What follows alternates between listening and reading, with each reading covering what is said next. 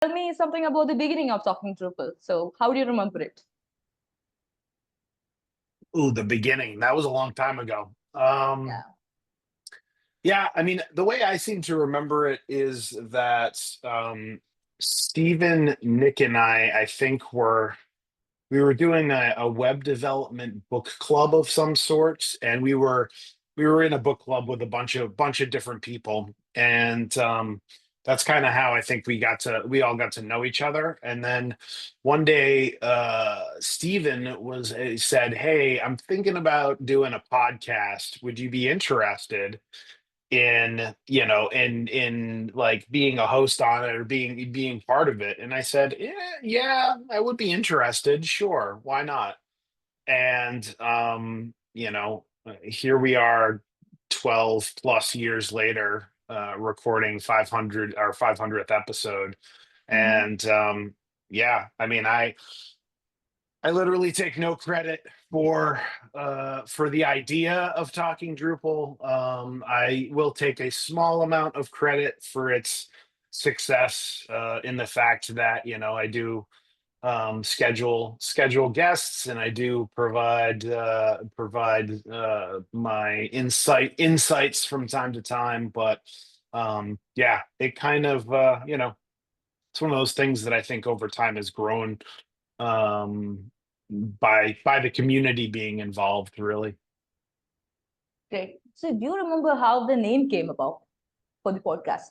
Oh man, Talking no, Drupal. I have no idea. I could not even begin to tell you the story of how we came up with Talking Drupal. I think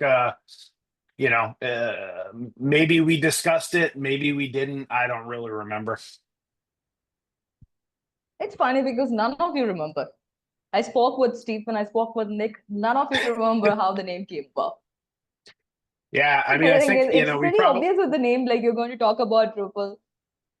yeah, we probably had a conversation about it, and like I don't know, maybe somebody said it and we were like, "Oh yeah, that's good. Let's go with that." And I mean, when you're naming something, especially when it's early on, you don't expect it to be. I don't know. I don't know if any of us really expected for it to go on so long and for to be so popular. So we were kind of like, yeah, Mhm. Talking Drupal sounds good. I mean, it's worked. Yeah, it was what? So I just wanted to ask, did you like podcast wasn't very popular back when it started? Like I think it's 2013 Talking Drupal came to function. Is Mhm. that 2013? So podcasts weren't that popular as it is now, right now. So have you ever listened to podcasts before Talking Drupal, or was it something you were interested in? Yeah, so I have been a long time podcast listener. Uh-huh. I actually and actually I still listen to this podcast today, but I started listening to This Week in Tech. And that was kind of, I would say, my inspiration for Talking Drupal was like taking kind of that format of getting a bunch of people on a recorded line and just having a conversation with them, and kind of taking that approach, but for the Drupal space specifically. So yeah, I definitely listened to podcasts before I started my own podcast, and then today I still listen to podcasts. It's a lot less because I don't travel. Like I don't have a commute as much as I used to. Um, but yeah, I still listen to podcasts. They've diversified a little bit.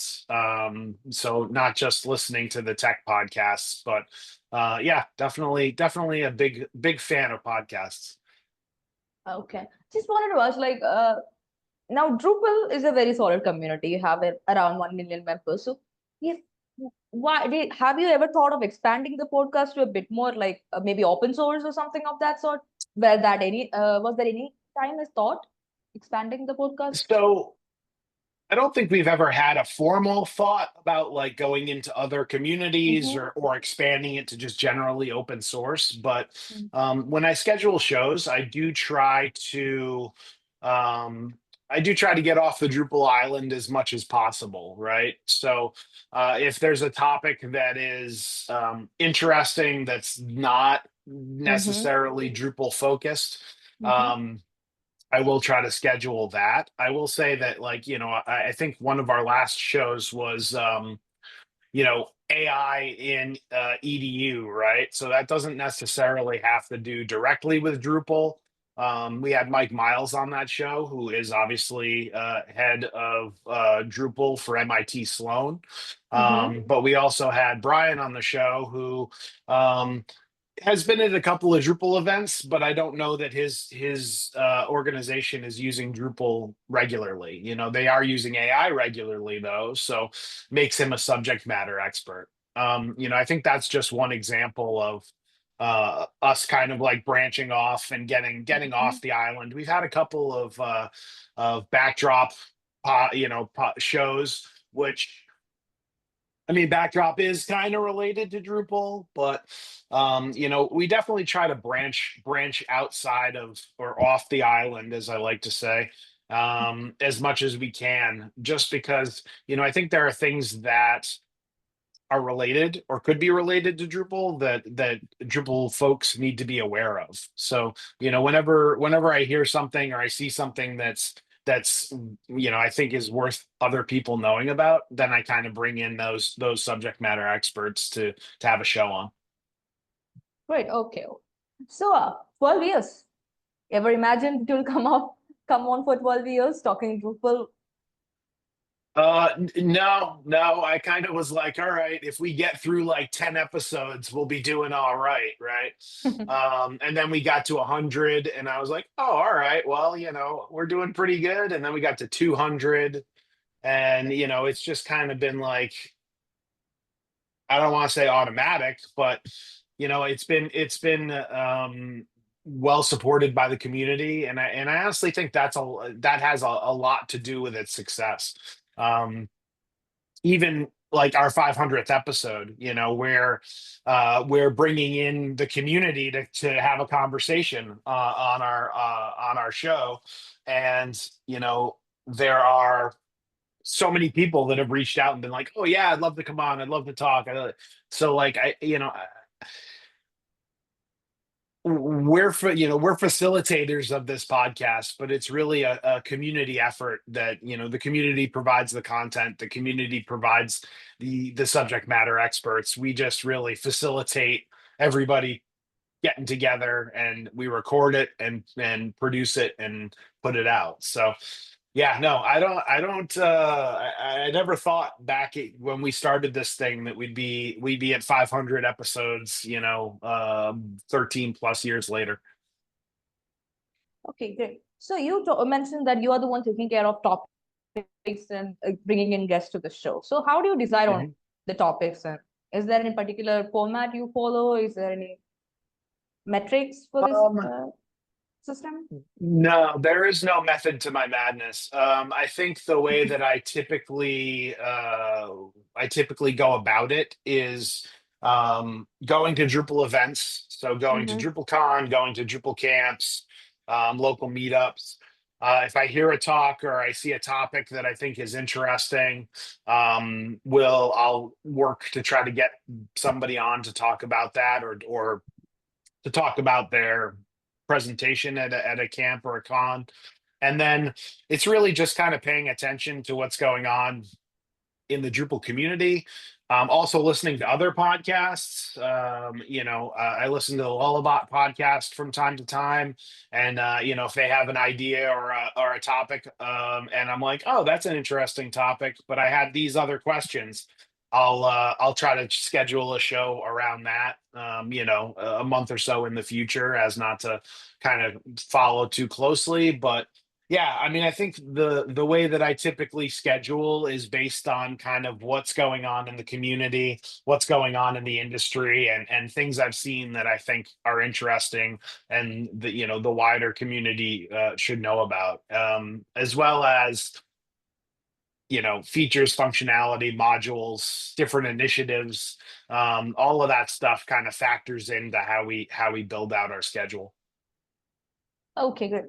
So, when I had this conversation with Stephen, he mentioned he burned out during the process of talking Drupal and he stepped back up around like I think 300th episode. So, have you ever had episodes like that? Have you ever burned out doing this podcast?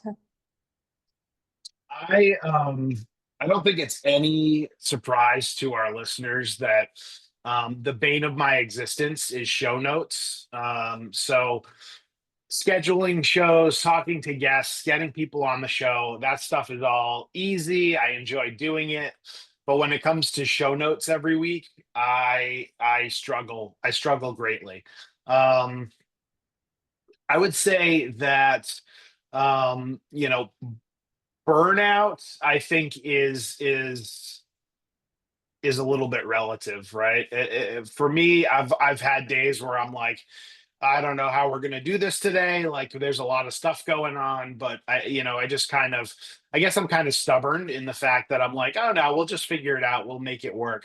But yeah, I mean, there's some days and weeks and even months where, everything's real busy, and I'm like, oh man, if I didn't have to do this podcast, I would, that would make things a little bit easier. But, I think what I come back to when I have those days is, that there are a lot of community members that I meet at Drupal cons or camps or events that say like, "Oh, I really love the podcast.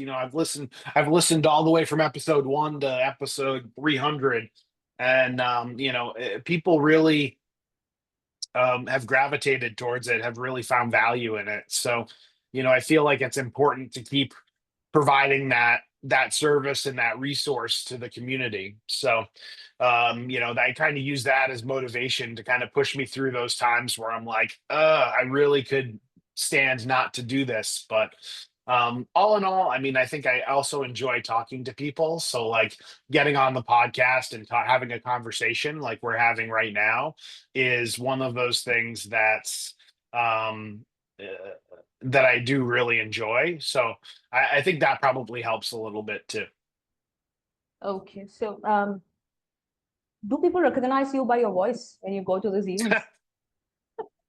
Yeah, I think about 3 years ago, I was at a DrupalCon, and Uh-huh. I was standing in line, or maybe we were at the group photo, and I was having a conversation with somebody next to me, and somebody turned around and said, "I recognize your voice." And I said, "Oh." And they said, "Thanks so much for doing the podcast." And I said, "Well, you know what? Thanks for listening. I appreciate that." So, yeah, a lot of people don't necessarily recognize me by my outward appearance, but when I start talking, they do say, "Oh, you sound very familiar," and they put two and two together. Okay. So, do you have any particular stories of impact by talking Drupal? Has anyone shared your experience like talking Drupal helped me learn about this? So, go to a lot of events and you interact with people, and then people come to you about the podcast. So, do you have any particular memory of that sort? Um, I mean, I think at every event I go to, I hear at least one person or two people that say, "Thanks for doing the podcast. I really found this episode helpful," or "I really found your conversation about this insightful." So I don't typically, I don't really remember one instance where I was like, "Oh, this person told me this fabulous story about how the podcast kind of like helped them or changed the way that they do things." But like, I think just collectively, like, the community is very supportive, and people are very engaged in listening, and even in commenting on our Drupal Slack. We have a Drupal Slack channel, and like, people are Mm-hmm. super engaged there, ask questions, other people answer the questions, or they say, "Hey, in this episode you guys said this, but I think actually you really meant this," or I want to talk more about that, and they start threads about things we've talked about. So, I mean, I Mm-hmm. think from just bringing people together and having open and honest conversations, that's super impactful, and the community seems to really value that. So that's a plus. Okay. So, do you have any favorite episodes? Something that stands out? Um, so a, a couple. Wow, man, this was probably like 5 or maybe even 10 years ago now. I don't really remember, but um, We did a night before DrupalCon. It was like a Christmas holiday episode, Mm-hmm. where we adapted the Night Before Christmas book to DrupalCon. Um, I thought that was pretty clever. I kind of enjoyed the fun spirit of that. Um, I think any to say that if do I have one favorite episode, it's hard. I think that there are a lot of good episodes out there. I think Mm-hmm. some of my favorite conversations are um, you know uh, with Drees. I think every time we have Drees on, we have a really good conversation. I enjoy Tim Lennon's been on the show quite a bit, and he always brings great insights into the Drupal community. But I mean, I think overall, like I think there are shows where I'm like, we probably could have done better there, or ooh, we didn't ask these questions and we really needed to. But I think overall, like I really enjoy talking to the community. I really enjoy, talking with people in a setting where it's kind of just an open conversation. So yeah, I don't know that I have one specific episode that I'm really like, oh, this is my favorite. Okay. Just want to ask, as you are the one involved in scheduling and bringing in the guests, so what happens when a guest doesn't show up? Well, that is typically when we shift to something we call off the Off the cuff, which cuff. is basically a just a set of topics that whoever are the hosts for the show that week basically pick. So what we'll do in that scenario is each guest will pick one or two topics that they want to talk about, and then we'll put them on an agenda and we'll talk about them. 5 or 10 minutes each, depending on how many topics we have. But I will say that it doesn't happen very often. Um, those episodes kind of happen if a guest has to cancel or can't make it. They also happen on the off chance that I don't schedule any content, because Mhm. sometimes there's a gap, or it's a couple of days before a show and I don't necessarily have content to put in there. So we'll do one of those episodes. But I think we've only done over the course of the show. I think we're only at up to 8 of those episodes. So we've had a pretty good track record. Oh, nice, nice. All right. I just wanted to ask, would you change anything with the current podcast if given a chance Well, or? I think part of what Nick, Steven, and I do regularly is, we have quarterly meetings. Mm-hmm. And as part of those quarterly meetings, we talk about things that are working and things that aren't working. Mm-hmm. And if a change needs to be made, we figure out a way to make it and add it, update the show as we're going, right? So I think we're pretty fluid in that regard, where if we see something's not working or we think something could be better, we try to bring that in as quickly as possible. Mm-hmm. So the short answer is no. I don't think that there's anything that I would change right now, but I Mm-hmm. think, as with anything, we're always looking for ways to improve it. We're always looking for ways to um, make the show better for the listener, easier for ourselves in some cases. One thing that does pop to mind actually is that one of our reads at the end of the show right now is a little Mm-hmm. hard to read for the hosts. Every time we Oh. read it, we stumble a little bit. So like Mm-hmm. I have to go in and I have to reword that so it flows a little bit better. But those things kind of happen organically, as we go show to show. Mm-hmm. So it's not anything where I'm like, oh, we should change this thing. We kind of do it organically as we record the shows. Great, great. So, do you have any particular contributions that you made in talking Drupal that you're proud of? Like, it was not a group work, but it was particularly something that came from you, and you're happy that it worked out. Any particular Um, company contribution of that sort? no, I think all in all, it really was, Steven's idea to start the podcast, and then Nick and I, and along with Steven, have worked really well together to just foster a really good environment of collaboration, and a strong vision of what we want the podcast to be. I don't I don't tend to claim any one piece of the show as like, oh, this was my great idea. I think it's a collective effort, and a team effort that has really really become a benefit to the community. So yeah, no, I don't think there's any one thing that I'm like, oh, that one was mine. That was my brainchild. I think it was just more, having a conversation, collaborating with people, and seeing what good things come out of it. Okay. So I've almost asked everything I want to know. I just, post 500 episodes. 500 is a long way to come about. So where will there be any particular changes? Will there be a transition? There be something new added to the podcast? Are you trying to break it down, bring in a new one? Is there anything of that sort happening after 500? Um, not not that I know of, but that doesn't mean that there aren't going to be some changes, or Mm-hmm. maybe new formats that we add. Like I said, we're always thinking of ways to, try to improve the show for the listeners, for the community.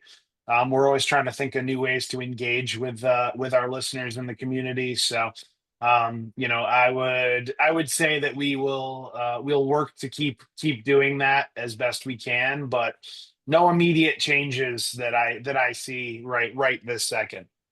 Okay. All right. So do you have anything other than what I've asked to add about talking Drupal? Something you would like to share?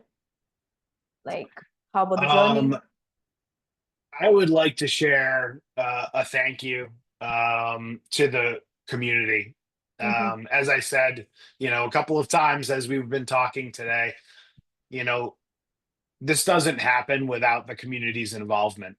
If this show were Nick and I and some guest talking about Drupal for an hour, it would get real stale, real boring, real quick, right? I think the value that this show provides is bringing in community members to talk about things that they're passionate about, bringing in community members um, to share initiatives and ideas that they have about Drupal and about the greater community. So, I would just like to say thank you to the community for supporting us for 500 episodes, 13 plus years. I think it's a great achievement, and I'm happy to help support this podcast. But in reality, I'm happy to help support the community, who clearly loves what we're doing. So thank you to all those community members out there that listen, that provide content, that chat in our Slack, that have helped us get to this point. Thank you so much. That's all I wanted to know. I'll let you know. I'll give you a heads up before publishing the article. So I'm planning to bring Okay, it out sometime soon, like near to May 2nd. That's the 500th episode, right? So somewhere nearby. So thank you so much. Have a sure. good day. Have a great night. Bye. Talk to you soon. Bye bye. Bye.